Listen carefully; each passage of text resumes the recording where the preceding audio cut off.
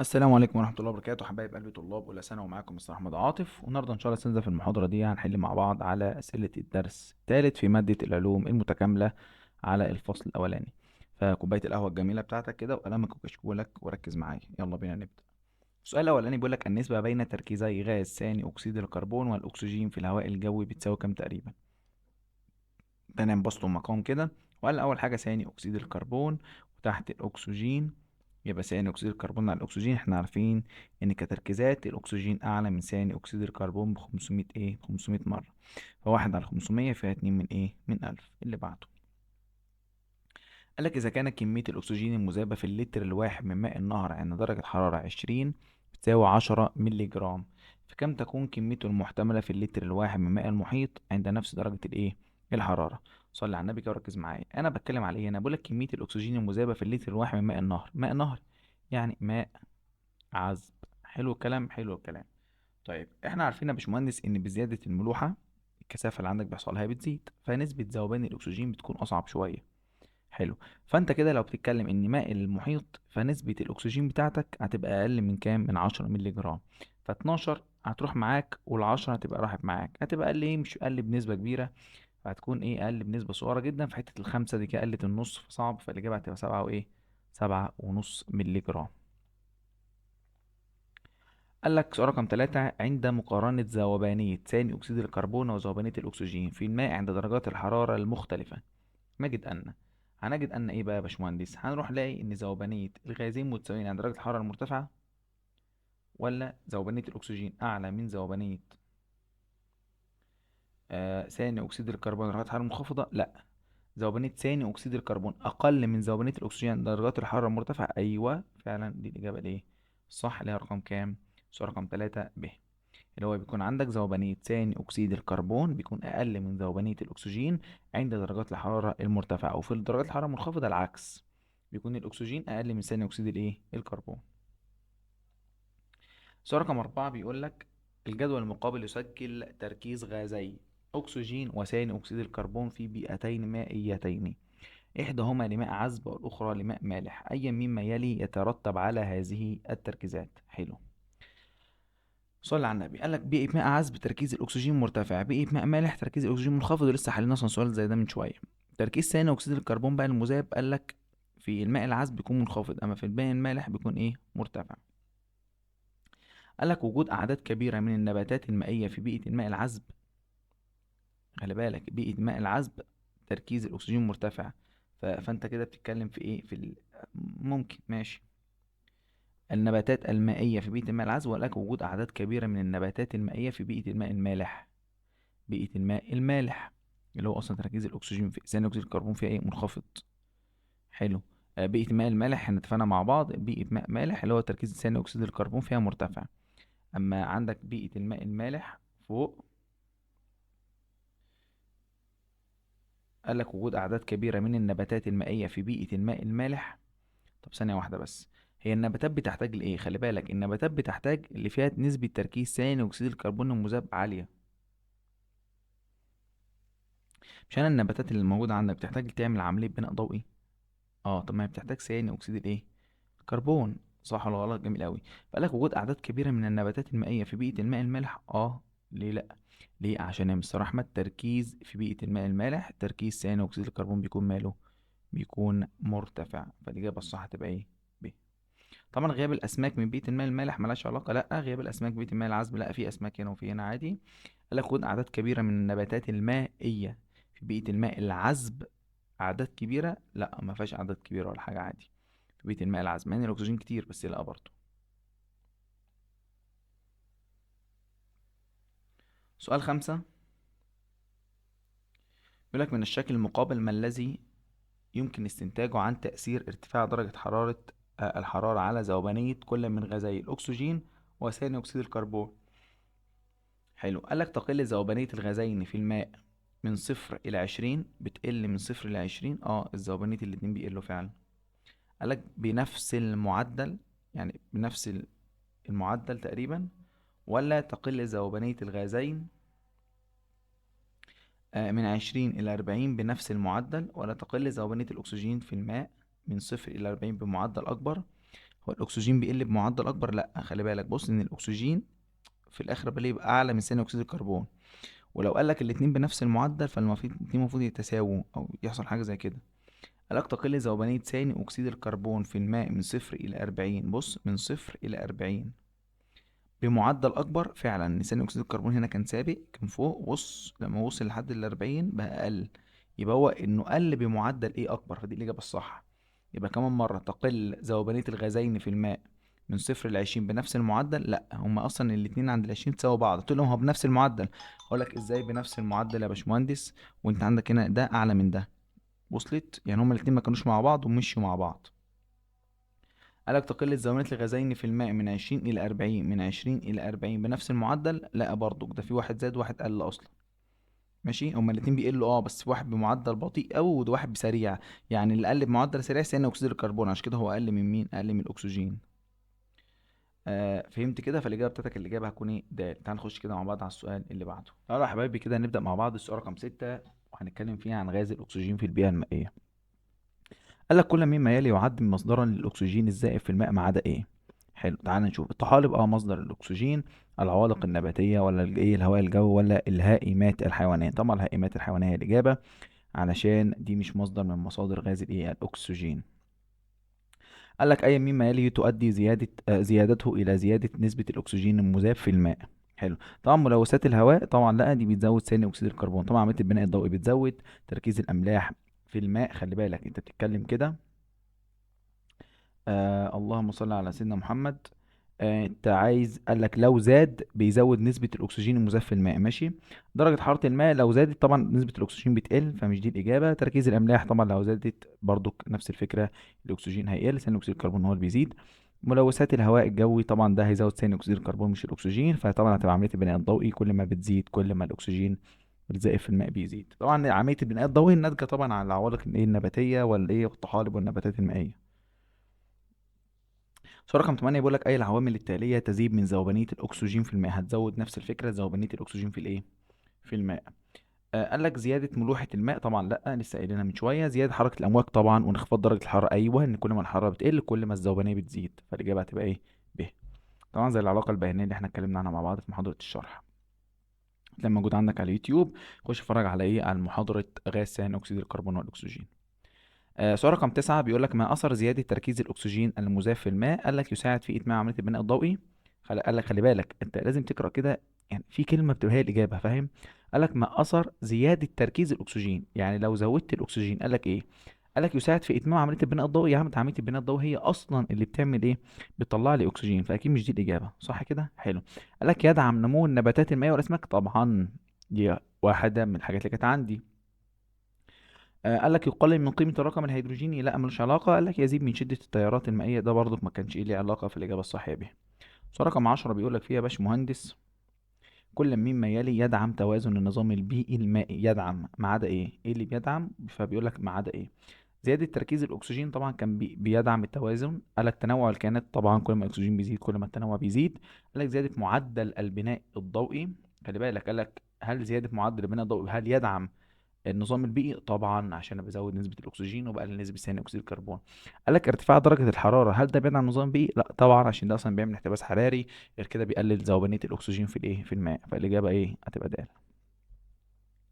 سؤال 11 يا باشمهندس بيقول لك اي مما يلي يزيد من نشاط الاسماك في البيئه المائيه؟ بيزود النشاط طبعا. زياده نسبه الاكسجين في ايه؟ الذائبه في الماء، ما ده بيزود ايه؟ حتى كنا بنقول كده في محاضره الشرح، كنت بقول لك كده زياده نسبه الاكسجين كان بتعمل ايه؟ كنت بقول لك تعزيز تحسين زياده حفاظ. زياده ايه؟ كان زياده الايه؟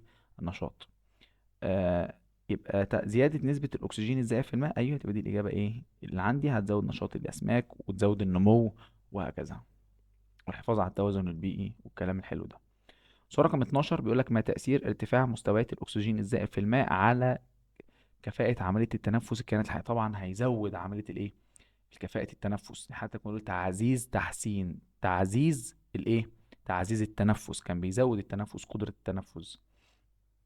يبقى سؤال رقم 12 الإجابة بتاعته تبقى إيه؟ جيم، يعززها. حتى كان بيقول لك إيه؟ زيادة نسبة الأكسجين كان بيعمل أربع حاجات: تعزيز تحسين زيادة حفاظ. تعزيز التنفس. سؤال رقم 13 وبكده احنا دخلنا على غاز ثاني أكسيد الكربون في البيئة إيه؟ المائية. قال لك الشكل المقابل يوضح دورة الكربون في الطبيعة، أي العمليات تزيد من نسبة ثاني أكسيد الكربون في الهواء الجوي. ايه اللي بيزود نسبة ثاني أكسيد الكربون في الغلاف الايه الجوي؟ قال لك البناء الضوئي، لا طبعا بيقلل عشان ده بياخد ثاني أكسيد الكربون وبيطلع أكسجين. تكوين الوقود الأحفوري، لا برضك. قال لك تنفس الحيوانات، طبعا لأن تنفس الحيوانات ده بياخد أكسجين ويطلع ثاني أكسيد الايه الكربون، فدي الإجابة بتاعت ده كده هيزود ايه نسبة ثاني أكسيد الكربون في الهواء الايه الجوي. أما تكوين الوقود الأحفوري ملوش علاقة، يعني الوقود الأحفوري مش بيستهلك ثاني اكسيد الايه الكربون، ولا حتى بينتج ثاني اكسيد الكربون، بينتج لما يحترق، بس انا ما قالش كلمه احتراق. بخر ماء المحيط، يعني تبخير، عمليه التبخير ده مالهاش علاقه برضك، ده لما بتيجي تسخن الميه بيطلع لك بخار ميه، مالهاش علاقه بثاني اكسيد الكربون. وخلي بالك كمان انك لما يعني الاجابه دي انت ممكن تقول بتقلل ثاني اكسيد الكربون، ليه؟ عشان انت عندك بخار الميه لما اتكلمنا في الدوره الهيدرولوجيه بتتفاعل مع ثاني اكسيد الكربون، ويقول لك حمض الكربونيك اللي هو الامطار الايه الحامضيه، فدي بتقلل نسبه ثاني اكسيد الكربون. خلي بالك بس ايه، حته كده افكار عليا. سؤال 14 بيقول لك اي العوامل التاليه تؤدي الى زياده نسبه ثاني اكسيد الكربون الزائف في الماء؟ ايه الحاجات اللي تؤدي الى زياده نسبه ثاني اكسيد الكربون الزائف في الماء؟ زياده الملوحه والتلوث الصناعي. هو التلوث الصناعي ماشي، بس زياده الملوحه لا، زياده الملوحه بتقلل شويه الذوبانيه. قال لك تحلل المواد العضويه وانخفاض درجه الحراره، ايوه خلي بالك بالحته دي. قال لك انا زياده نسبه ثاني اكسيد الكربون لما تيجي تحلل المواد العضويه بيطلع لك ثاني اكسيد الكربون. وانخفاض درجه الحراره، ايوه لما تقلل درجه الحراره الذوبان عامه بيزيد سواء للاكسجين او ثاني اكسيد الكربون. فالمهم انت لما قللت درجه الحراره هل ثاني اكسيد الكربون هيزيد؟ اه طبعا هيزيد الذوبان بتاعه. فالاجابه الصح هتبقى ايه؟ ب. طبعا تنفس الكائنات ايوه، بس ارتفاع الملوحه لا. زياده نسبه العوالق النباتيه وارتفاع درجه الحراره، لا ارتفاع درجه الحراره هيقلل مش هيزود. الاجابه الصح ايه؟ ب. تعالى كده على اللي بعده يا بطل. سؤال رقم 15 بيقول لك اي مما يلي يقلل من نسبة غاز ثاني اكسيد الكربون في الماء؟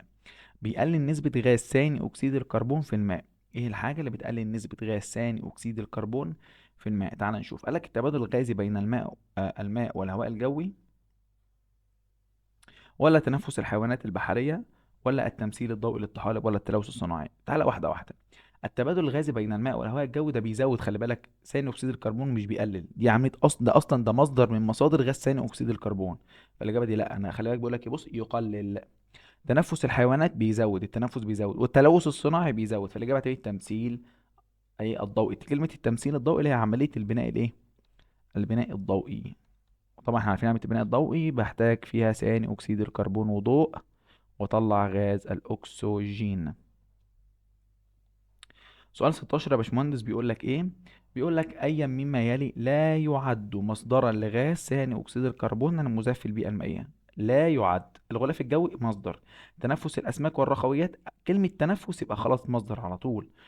قال لك الاملاح كلوريد الصوديوم الزائف في الماء، ايه علاقه املاح كلوريد الصوديوم الزائف في الماء بثاني اكسيد الكربون؟ يبقى دي الاجابه اكيد.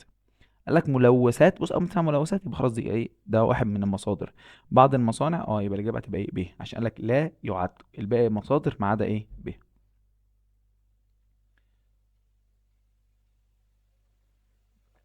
سؤال 17 بيقول لك محطه توليد كهرباء. محطة توليد كهرباء تعمل بالغاز الطبيعي، توجد في منطقة بالقرب من إحدى البحيرات، أي القياسات التالية قبل وبعد سقوط الأمطار بالبحيرة؟ سقوط أمطار يبقى أنا بتكلم عن أمطار حمضية أكيد يعني. قالك تساعد في معرفة أثر الانبعاثات الغازية من المحطة على جودة مياه البحيرة. بمعنى يعني أنت عندك المصنع ده اللي بيطلع دخان، في بحيرة هنا، فاهم الفكرة؟ فالبحيرة اللي عندك دي أنت بتشوف، أنا بحسب البي اتش بتاعها، فالبي اتش بتاعنا لو قل يبقى الحامضية زادت، والحامضية لو زادت معنى كده إن الأمطار اللي بتنزل هي أمطار حامضية، يبقى اكيد الغازات اللي طالعه دي غازات ثاني اكسيد الكربون ونسبتها كبيره قوي، لان دي هتكون سحب حامضيه والامطار حامضيه، فهتزود هتزود الحامضيه بتاعه البحيره في البي اتش ال. قال لك كثافه مياه البحيره، يعني انت هتعرف جوده الانبعاثات اللي طالعه من المحطه ديت عن طريق كثافه المياه البحيره؟ لا. ملوحه البحيره؟ لا ملهاش علاقه. الرقم الهيدروجيني ماء البحيره؟ ايوه فعلا. ليه؟ عشان لو البي اتش قل يبقى نعرف كده الامطار دي امطار حامضيه، يبقى المصنع ده بيطلع لي غاز ثاني اكسيد الكربون كتير. طب لو البي اتش بتاعها مقلش قوي او عادي في الطبيعي، يعني قبل وبعد الامطار نفس الفكره، يبقى الانبعاثات بتاعت اللي هي المصنع ده ما فيهاش ثاني اكسيد الكربون كتير. فالاجابه هتبقى ايه؟ ج. قال لك كميه الامطار المتساقطه ملهاش علاقه، يعني كميه الامطار ملهاش علاقه بايه؟ بنسبه الغازات اللي منبعثه من مين؟ من المصنع بتاعك. فالاجابه هتبقى ايه؟ ج. والسؤال ده خلي بالك فكرته حلوه قوي يعني. جميل. سؤال رقم 18 يا هندسه بيقول لك اي الانشطه البشريه التاليه يقلل من قيمه البي اتش الهيدروجين؟ بيقلل، ماشي، يعني انا كده عايزه ايه؟ حامضي. الحامضيه بتزيد، ماشي، عشان بيقلل بي اتش. المياه بحيره ماء عذب. قالك الصيد الجائر الاسماك، ملهاش علاقه.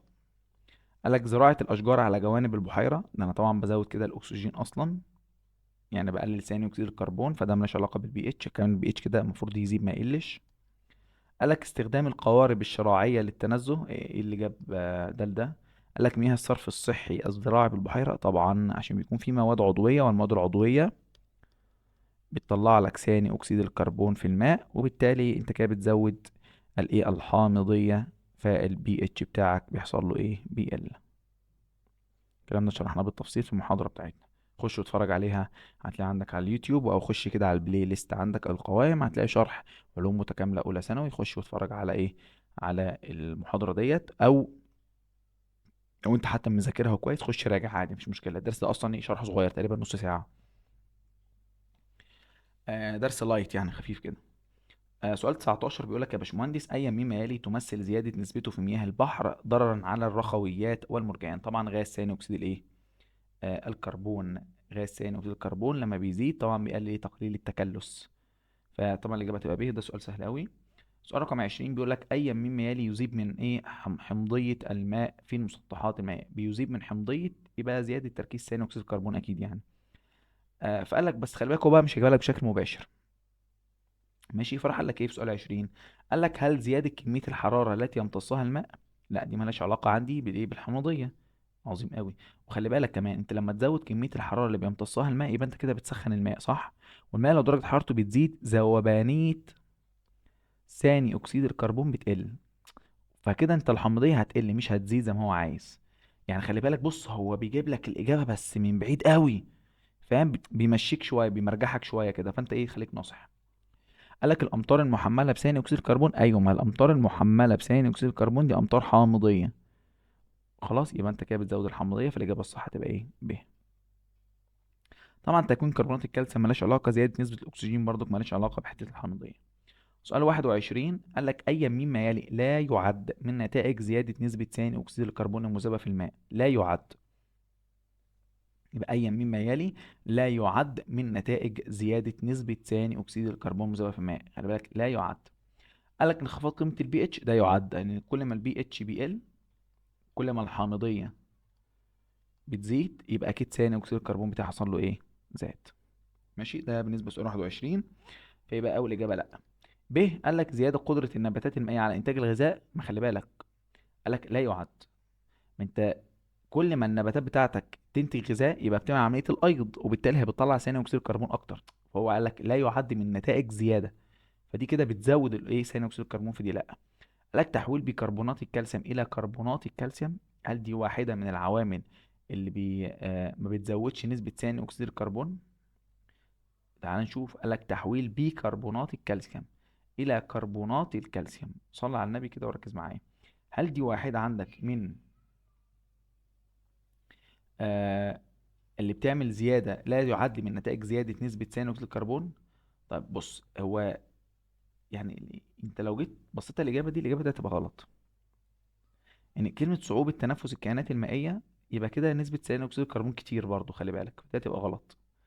تحويل بيكربونات الكالسيوم الى كربونات كالسيوم، هي الإجابة تبقى صح لو العكس، يعني دي غلطة في كتاب الامتحان.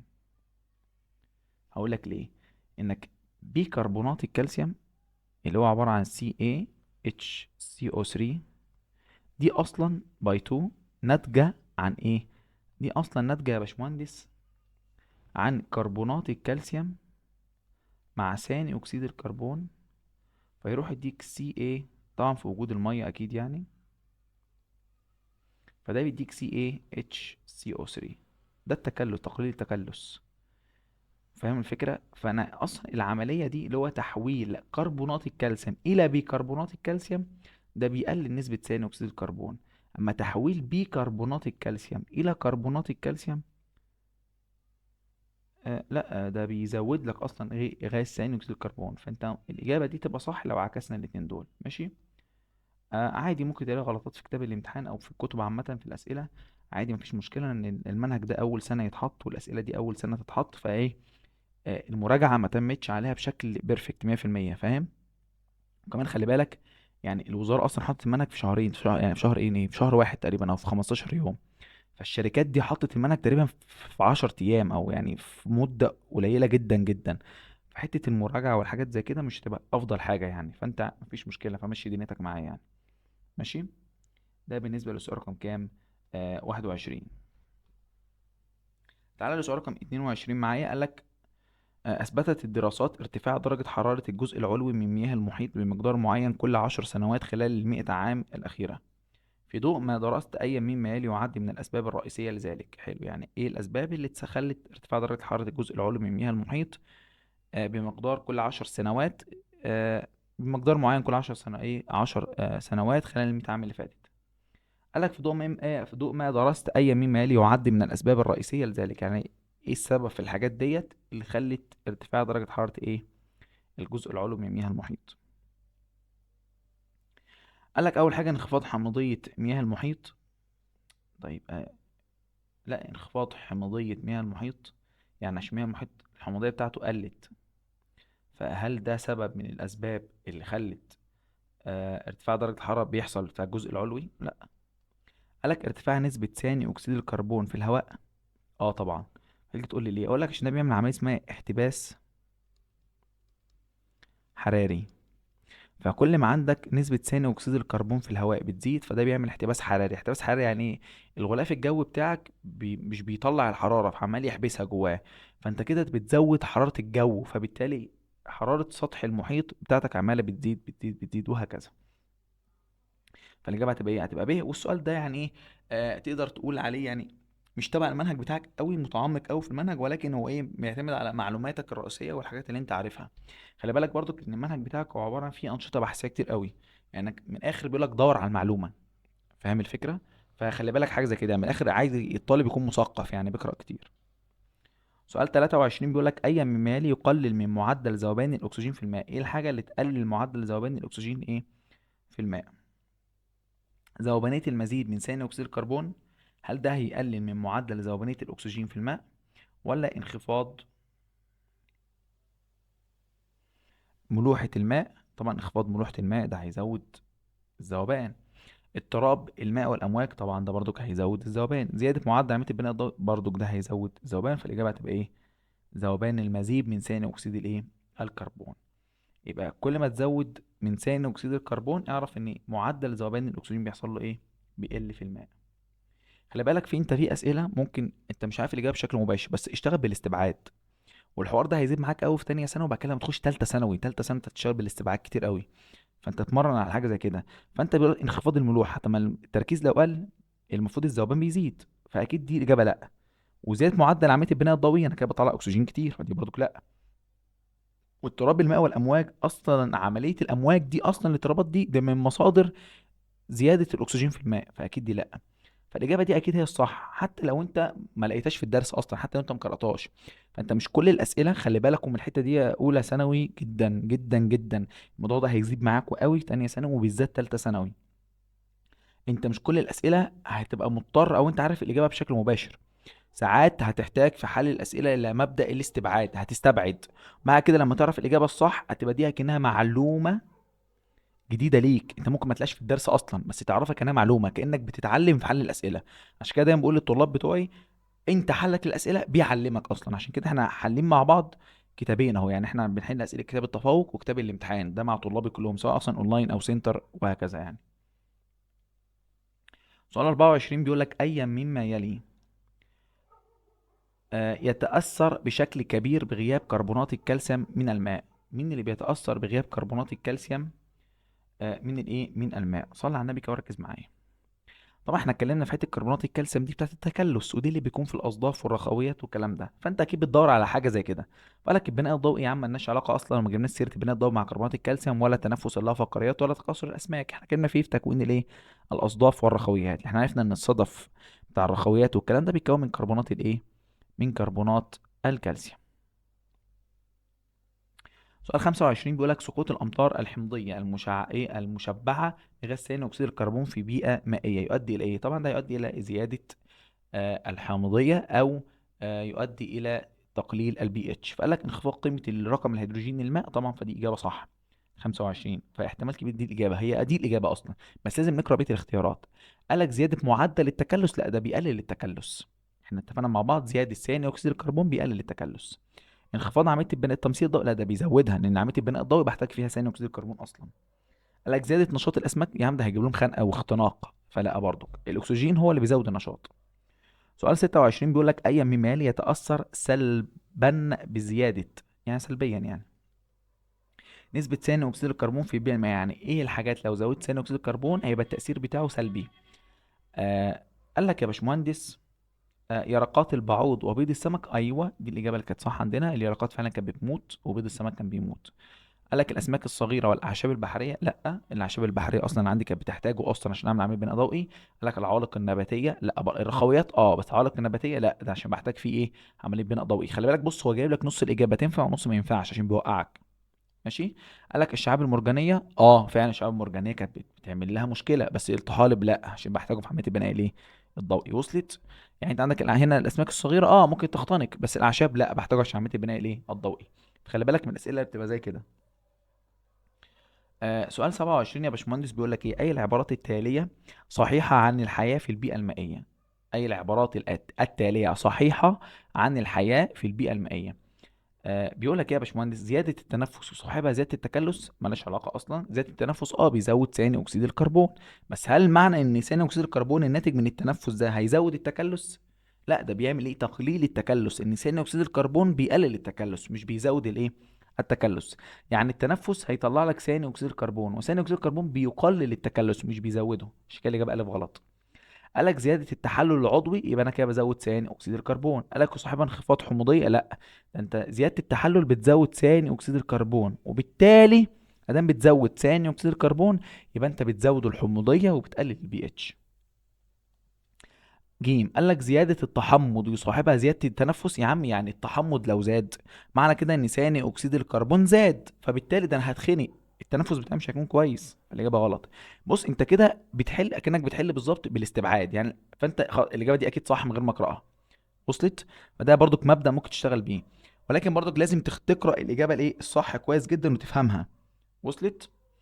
قال لك زيادة حموضية الماء يصاحبها تقليل التكلس، ايوه لسه عكس الاجابة اللي فوق دي، فالاجابة دي اكيد صح، لان كل ما الحموضية بتزيد معنى كده ان ثاني اكسيد الكربون زاد اصلا، وثاني اكسيد الكربون لو زاد بيقلل التكلس.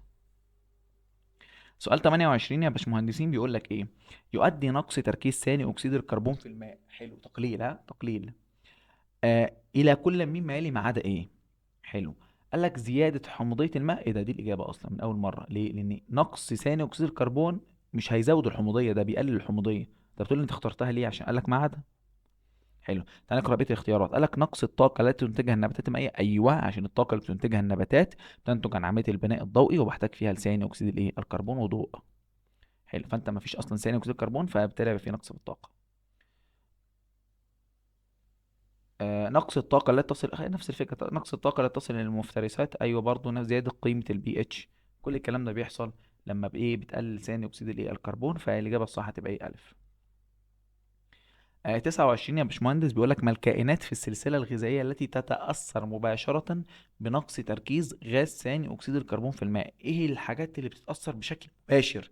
خلي بالك بقول لك بشكل مباشر، في ناس بتأثر بشكل غير مباشر، بس في بتأثر بشكل مباشر. الكائنات المحللة هتتأثر بس دي بشكل غير مباشر. يعني إيه؟ يعني دي المرحلة التانية. الأسماك الصغيرة برضك هتتأثر بشكل إيه، غير مباشر. الاسماك المفترسه برضك هتتاثر بشكل مباشر. الكائنات المنتجه ايوه دي اللي بتتاثر بايه، بشكل مباشر، دي زي الطحالب وهكذا، فدي اللي بياكلها الاسماك الصغيره، فاهم الفكره؟ والكائنات المحلله برضو بتعتمد عليها، والاسماك المفترسه، فاهم؟ فمين بشكل مباشر على طول؟ دي اللي هي بتحتاج لثاني اكسيد الكربون على طول عشان تعرف تعيش اصلا. فمين دي زي الطحالب والنباتات والايه والعوالق النباتيه. سؤال 30 بيقول لك ايه؟ الشكل المقابل يوضح بعض الكائنات المائيه. حلو. اللي قدامك دي مثلا، قال لك وقيمة البي اتش للماء التي تناسب معيشتها أي هذه الكائنات الأكثر تكيفا مع زيادة ذوبانات غاز ثاني أكسيد الكربون. مين الأكثر تكيفا؟ حلو، أنت لو زودت ثاني أكسيد الكربون فأنت بتزود الحامضية، صح؟ الحامضية بتاعتك فين أهي؟ اللي هو صفر واحد اتنين تلاتة لحد السبعة كده تعادل، طول ما أنت ماشي كده الحامضية بتزيد. فين أكتر واحد أقرب؟ ده بص هتلاقي اللون الأصفر ده اللي هو رقم واحد، هتلاقيه هو مصفر شوية ده، صح؟ فانت كل ما بتقرب للصفار يبقى كده الحمضيه بتزيد. فمن اكتر واحد بيتكيف مع زياده نسبه ثاني اكسيد الكربون؟ ده واحد. الاجابه هتبقى الف واحد. آه تعالى كده لسؤال رقم 31، بيقول لك فيه هندسه الشكل اللي بين المقابل يوضح اعداد الاسماك النافقه. كلمه نافقه يعني اللي ماتت، ودي قلناها الحصه اللي فاتت مع بعض. قال لك التي تتعرض للموت في إحدى البحيرات مع ارتفاع درجة حرارتها بصورة غير مسبوقة. أي الأسباب الآتية يعد الأكثر احتمالا لنفوق الأسماك؟ يعني إيه السبب اللي يخلي الأسماك دي تموت؟ خلي بالك، كل ما الحرارة بتزيد كل ما الأسماك بتموت أكتر. أكيد ده بسبب إيه؟ أنت خلي بالك، كل ما الحرارة بتزيد يا باشمهندس نسبة الأكسجين المذابة بتقل. خلي بالك في الحتة دي قوي. ده بص، كل ما درجة الحرارة بتزيد كل ما الأسماك الإيه؟ النافقة بتزيد، او الاسماك اللي بتموت بتزيد، ماشي؟ فطبعا بزياده درجه الحراره انت عارف ذوبان الاكسجين وثاني اكسيد الكربون بيقلوا، تمام؟ حلو. فانت بقى اقرا معايا الاختيارات كده وافهم. قال لك ارتفاع نسبه الاكسجين، اكيد لا، ما هو الاكسجين لو زاد يبقى كده الكائنات دي مش هتموت يعني. قال لك انخفاض نسبه الاكسجين ازاي في الماء، ايوه ودي الاجابه الصح.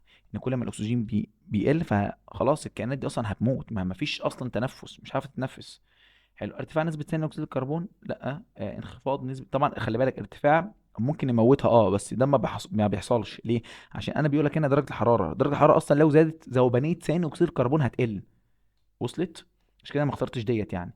انخفاض نسبة ثاني أكسيد الكربون يا ريت يا عم، ده لو قل نسبة ثاني أكسيد الكربون الأسماك دي مش هتختنق، بس برضو لا. فالفكرة كلها ان ايه؟ انخفاض نسبة الأكسجين، اشكال الأسماك دي جالها مش قادرة تتنفس او ما عرفتش تعمل عملية التنفس بتاعتها، وبالتالي ما قدرتش تنتج الطاقة طبعا عن طريق عملية الأيض، فبالتالي ماتت. فالإجابة الصح هتبقى ايه؟ ب. تعال نخش على السؤال اللي بعده، سؤال رقم 32. قال لك نبات في بيئة مائية معينة يحول نسبة من الطاقة الشمسية مقدارها X إلى طاقة كيميائية مختزنة في غذائه. فإذا تناقصت هذه النسبة مع مرور الوقت أي مما يصاحب ذلك. بص هي دي عملية زي عملية البناء الضوئي كده، ماشي؟ دي عملية الأيض، يعني قال لك يحول نسبة من الطاقة الشمسية مقدارها X إلى طاقة كيميائية. دي عملية البناء الضوئي أصلا يعني، فاهم؟ أنت ما عندكش عملية البناء الضوئي بالتفصيل، بس طاقة شمسية طاقة كيميائية دي عملية بناء ضوئي اللي هو ضوء ثاني أكسيد الكربون عشان يديك أكسجين وطاقة. فاهم الفكرة؟ فقال لك لو ال تناقصت النسبة دي مع مرور الوقت، ده سببه ايه؟ قال لك زيادة أعداد الرخويات. ايه العلاقة؟ ملهاش علاقة. انخفاض نسبة الأكسجين في الماء. تاني خلي بالك محدد، قال لك فإذا تناقصت هذه النسبة مع مرور الوقت أي ممالئ يصاحب، مش السبب، يصاحب. يعني ايه اللي هيحصل؟ انت فهمت ان دي عملية بناء ضوئي، وعملية البناء الضوئي يعني ثاني أكسيد الكربون وضوء اللي هو بتاعت الشمس، الطاقة الشمسية عشان أطلع لك اكسجين، صح كده؟ وانتج طاقه. حلو. فقال لك ايه اللي يصاحب نقص النسبه ديت؟ اكيد لو انت قللت بناء ضوئي يبقى انت قللت اكسجين. وصلت؟ فقال لك انخفاض نسبه الاكسجين، فدي الاجابه. قال لك ارتفاع قيمه البي اتش، لا يا عم مالهاش علاقه. زياده، خلي بالك ان ارتفاع قيمه البي اتش يعني ثاني اكسيد الكربون زاد، فاصلا البناء الضوئي لو قل يبقى انا مش بستهلك ثاني اكسيد الكربون اصلا، فثاني اكسيد الكربون اللي هيكون موجود عندي هيبقى كتير، وبالتالي قيمه البي اتش هتزيد او تقل. لا مالهاش علاقه برضه، نسبه ثاني اكسيد الكربون البي اتش هيقل مش هيزيد. وصلت؟ يعني المفروض البي اتش يقل مش يزيد، هو قال لك هنا ارتفاع. قال لك زياده نشاط الكائنات المائيه، لا طبعا عشان انت بتقلل بتقلل الاكسجين وبالتالي النشاط مش هيزيد، ده هيقل. فالاجابه الصح هتبقى ايه؟ ب. سؤال 33 يا باشمهندس بيقول لك اذا تناقص معدل تدفق الطاقه التي تصل من الطحالب الخضراء الى اليرقات المائيه التي تتغذى عليها فهذا قد يكون مؤشر لايه؟ قال لك زيادة أعداد الرخويات اللي تتغذى على اليرقات. يا عم أنت بتقول لي بص تناقص، انت كده هتزود اعداد الرخويات تتغذى على اليرقات. لا، ما هي اليرقات اصلا هيبقى عندها مشكله بسبب التناقص ده، فبالتالي الرخويات اللي بتتغذى على اليرقات مش هتزيد، دي هتقل، فالاجابه دي غلط. قال لك زياده نسبه الاكسجين المذابه في الماء، لا طبعا. قال لك البقايا العضويه افقدت الطحالب قدرتها على انتاج الطاقه، دي ملهاش علاقه خالص اصلا، لانك خلي بالك البقايا العضوية هتزود ثاني أكسيد الكربون، والطحالب بتحتاج ثاني أكسيد الكربون عشان بتاخد معاه ضوء وتعمل عملية بناء ضوئي وتطلع أكسجين وتنتج طاقة. فقال لك البقايا العضوية أفقدت الطحالب قدرتها على إنتاج الطاقة، الكلام ده غلط. نقص في نسبة ثاني أكسيد الكربون المذاب في الماء، أيوه. نقص ليه؟ عشان انت لما بتقلل نسبة ثاني أكسيد الكربون فانت هتقلل عملية البناء الضوئي، وبالتالي هتقلل عملية إنتاج الطاقة، يبقى انت في تناقص في معدل تدفق الطاقة. وصلت ولا ما وصلتش؟ فانت بقى هتبوظ الدنيا بعديها. فدي الاجابه الايه الصح. سؤال 34 قال لك ايه؟ الشكل المقابل يوضح جزء من سلسله غذائيه في بيئه مائيه. حلو. طحالب بيتغذى عليها قواقع بحريه، القواقع البحريه بايه بيتغذى عليها اسماك كبيره، والاسماك الكبيره بيتغذى عليها الايه الحيتان. يعني الحيتان ده كده ايه على قمه الهرم بتاعنا. قال لك يتاثر نموها مباشره بنقص او بزياده تركيز غاز ثاني اكسيد الكربون الزائف في الماء. حلو. صلى على النبي كده وركز معايا. قال لك نقص تركيز ثاني اكسيد الكربون، الاسماك الكبيره ولا الحلزونيات البحريه ولا الطحالب؟ طبعا الطحالب هي اللي هتتاثر بشكل مباشر بنقص ثاني اكسيد الكربون عشان عمليه البناء الضوئي. حلو حلو. قال لك زياده تركيز ثاني اكسيد الكربون مين هيتاثر؟ هل الطحالب هتتاثر خلي بالك هو بيتكلم على يتاثر نموها، وبص بقى لك كمان مباشر بشكل مباشر. طبعا الحيتان مباشر لا، حيتان مباشر لا، والاسماك اصلا كده كده بشكل مباشر لا، عشان نبقى فاهمين بس. والحلزونيات البحريه احنا قلنا هنا لا ليه؟ لو كان في زياده هنا، لو كان في زياده كنت اقول لك اه، بس هنا قال لك نقص، اصلا كده كده الاجابه دي احنا شلناها اصلا. نقص تركيز ثاني اكسيد الكربون، لأن انت لو قللت ثاني اكسيد الكربون فده حاجه كويسه، لان دول عندهم مشكله في التكلس، فلو زودت ثاني اكسيد الكربون فيأثر عليهم في عمليه التكلس فيقلل التكلس. ماشي. عشان كده احنا ايه سيبناها لحد دلوقتي، يعني اصلا لو كان هنا دي زياده كنا شلنا دي. حلو. قال لك زياده نسبه تركيز ثاني اكسيد الكربون، هل زياده تركيز ثاني اكسيد الكربون هيأثر على الحيتان؟ لا، عشان كده يبقى الاجابه دي كلها باظت، ودي باظت ودي باظت، مفيش غير جيم. طب هنشوف جيم بقى صح كده في الاثنين ليه.